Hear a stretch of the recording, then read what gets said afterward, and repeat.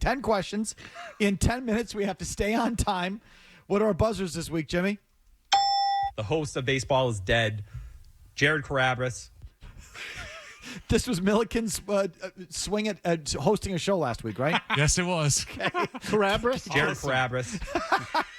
Give me more. He's got a lisp. Dear Felger, I really hate you. And I think Mazz is a boob.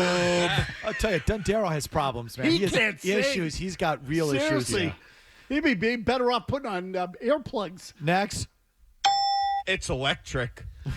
That's not even right. He has no tone. He has no timing. He's got... Anyway, next.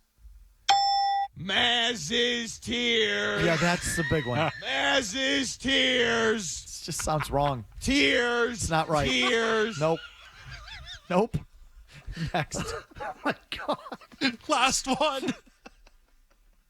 Drake May sucks. Time to go back into the draft. That is just so wrong, Jimmy. It's just... You got Jay Stu. You're so wrong. that It's is horrible. great. Horrible. I Not me love that that. said that. Horrible Host of the job. show. Horrible job. Do it again. Drake May sucks. Time to go back into the draft. Number 10.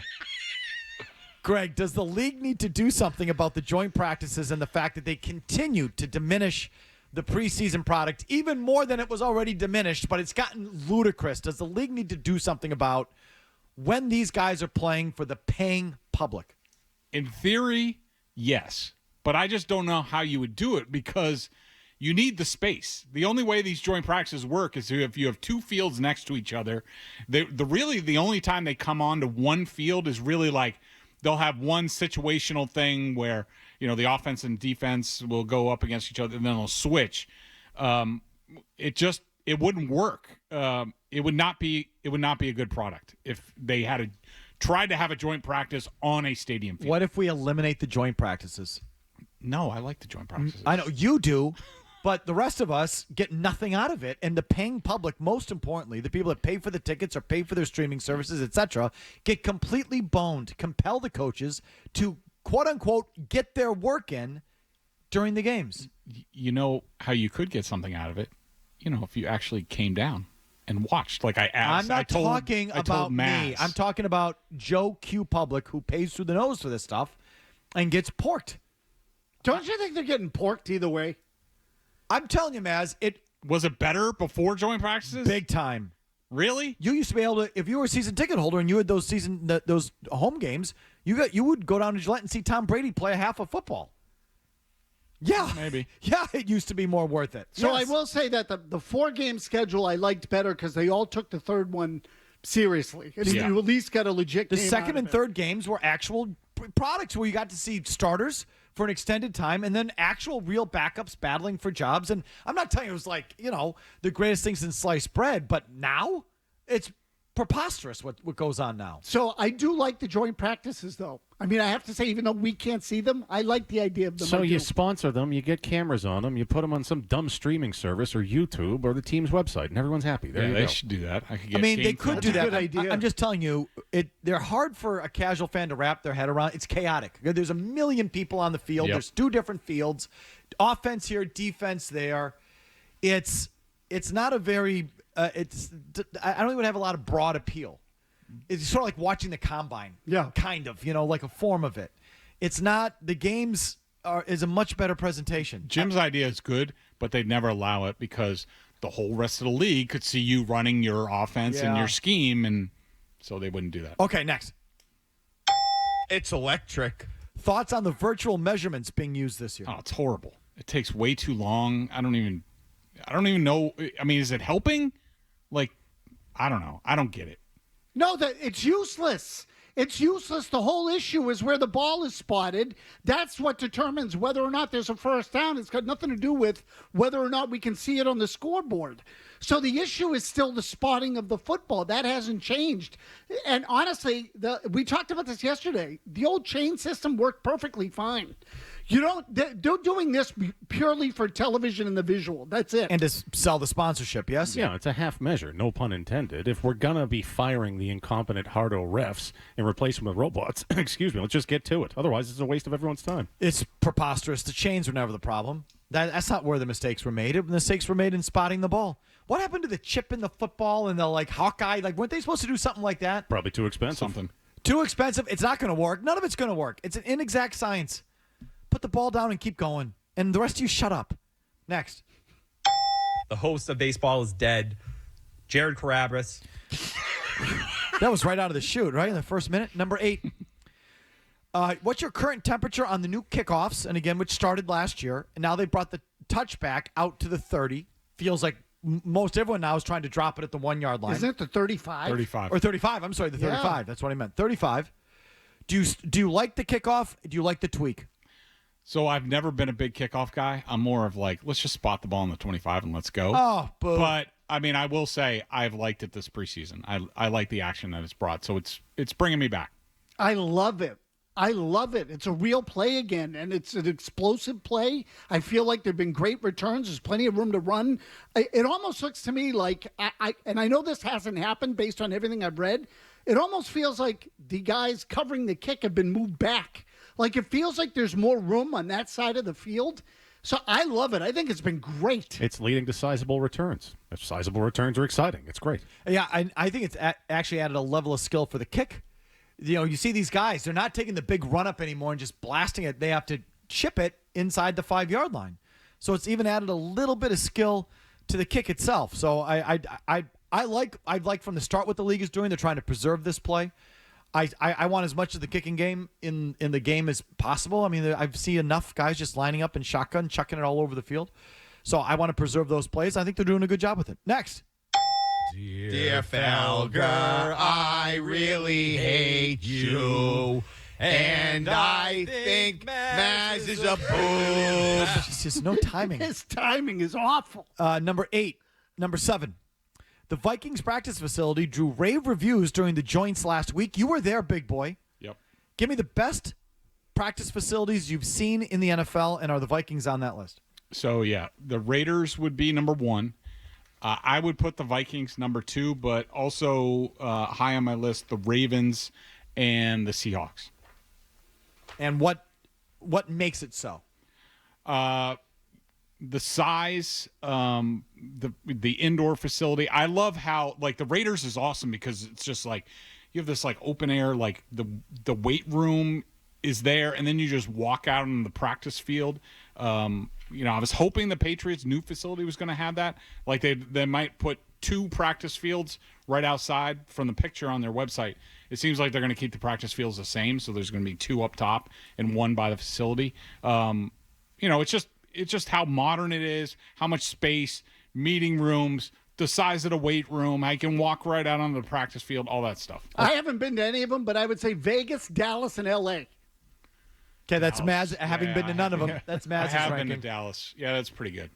Next. Thank you. Drake May sucks. Time to go back into the draft. It's just wrong. What teams have the worst facilities? Bengals. Shocker. Yeah. You go in there, and first of all, you have to share parking because the Bengals, I think, use their MRI facilities as people come in and use their MRI facilities. So they charge. Murray needs an MRI. Yeah. He goes there. I was going to say Joe Burrow is in the waiting room next to Murray. Yes. Right, waiting for their MRI. Yeah, and it's in the stadium, and it's just crummy, and it's a long walk to the practice field. I would say Buffalo is next. They're going to have the new stadium, so I assume they're going to have a new facility. But, you got to walk across the parking lot to the indoor thing. I'm sure that's great in the winter in Buffalo. And then I would say the Patriots. They're building the new facility. But, I mean, that walk from their locker room up the stairs, up to the practice field, what a pain in the rear end for a player. I mean, again, I haven't been to any of them, but Patriots and Jets. Next. It's electric. Number 5, tool bag question. There are several high-profile holdouts or hold-ins going on around the league. In all of them, which team or player is being the biggest tool bag? This one's evident and perennial tool bagger.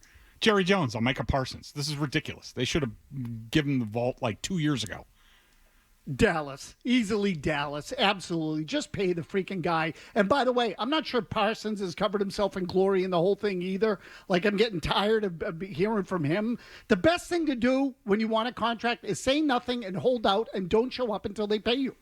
Like, say nothing and you'll win. Well, the league has changed all this because I know you got to hold in. you can't It's $50,000 a day. right, you can't appeal the fines. The league or the teams can't give you back the fine money. Right. So these owners are so cheap that they didn't like the fact that guys would hold out and then at the end of the negotiation the team would forgive the fine money. So now they said you can't do that. That's a league rule. So what the players are doing now is showing up and just spraining an ankle or tweaking a hamstring. You deserve that one. Now they've created a much worse situation for themselves because they're cheaping out and so worried about the $10,000 that the owners are forgiving these guys on the holdouts is so poetic justice for these cheap-ass owners. Yes, Murray. It's Washington for dicking around Terry McLaurin, which is, in turn, dicking around Jaden Daniels. You want to help your second-year quarterback and win games or not? Pay this man. And apparently, not that I even know or care, but the running back is holding out now, too, in D.C.? Brian Robinson? Robinson. Yeah. Yeah. Like, they won't pay the running back either. Like, what are they doing? I thought there was a new situation there. We get to the good ones now, I think. Here, number 4, Jimmy, hit it. The host of Baseball is Dead, Jared Carabas. Who would you rather have or rather be going forward? The Chicago Bears with Caleb Williams and Ben Johnson, or the Patriots with Drake May and Mike Vrabel? I'm going to sound like a homer here, but I'm going with May and Vrabel. I just think a lot of Vrabel. Plus, you get with a lot of these, you get Vrabel and Josh McDaniels, where the Bears are just getting Ben Johnson, which we don't even know whether he could do the job. We'll see. Williams and Ben Johnson, believe it or not. Wow. What I saw in that preseason game, opened my eyes. Again, they've undergone the same changes there that the Patriots have here. They changed the coach, they changed the coordinator, and obviously the quarterback's in his second year. And that thing looked good the other night. It looked like, drilled, synchronized, like everybody knew what was going on. And that whole quarterback-coach relationship, offensive coach, quarterback, I like it a lot. May and Vrabel, only because I know May, while I have questions, won't ever be seen crying in mommy's arms or having his helicopter father around acting like LeVar Ball around the team. And I'm sorry, I don't care how good he looks. You can't convince me that some of those guys on that Bears team take him seriously with his actions. So I'm taking May and Vrabel. May, Vrabel. Caleb Williams is going to get Ben Johnson fired. That Caleb Williams is that guy, I think. We'll see. Next. Mazz's tears. Mazz's tears. Tears. He can't possibly be that bad. Who would you rather have going forward? The Vikings with J.J. McCarthy and Kevin O'Connell? Or Drake May and Mike Vrabel? I love KOC. I think he's great. Me too. But I am going with May and Vrabel because May has a higher ceiling than J.J. McCarthy. McCarthy and O'Connell. I believe in O'Connell. You know how I feel about him. I'd hired him as coach. If I were the Patriots, I would have tried to trade for him. And as it turned out, that was just a contract negotiation, what have you. But nonetheless, again, give me the offensive coach and the quarterback. That thing works. That system works. And if O'Connell can do it with Sam Darnold, he can do it with J.J. McCarthy. May and Vrabel. I like O'Connell as a coach, but J.J. McCarthy, his ceiling is Hardo Mac Jones with face paint. So I'll take the unknown with Drake May. You see, folks, Murray's got a thing for Drake May. That's obvious. But be heartened by the fact that what he really has a thing with his quarterbacks. He thinks they all suck. So I don't know if that gives you any solace or not on his Drake May commentary, but there it is. Next. It's electric. Who would you rather have and who would you rather be? The Denver Broncos with Bo Nix and Sean Payton? Or the Patriots with Drake May and Mike Vrabel? May and Vrabel. I hate Bo Nix. I do not like Bo Nix. I think Sean Payton is just propping him up, and at some point the puppet master is going to run out of string. And May has a higher ceiling than any of these guys. Payton and Nix.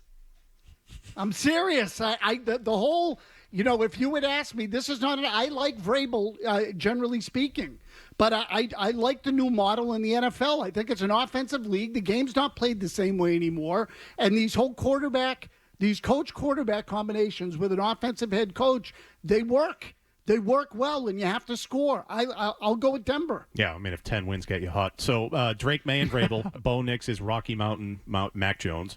Sean Payton is a pilled-up fraud who's done exactly dick since he lost Drew Brees. So I'll go with the unknown of Drake May and Mike Vrabel. He just has a way. Last one. Yes, gorgeous. he does, doesn't he? Drake May sucks. Time to go back into the draft. I'm going to contact my attorneys over that one, Jimmy. Who would you rather have going forward? Who would you rather be?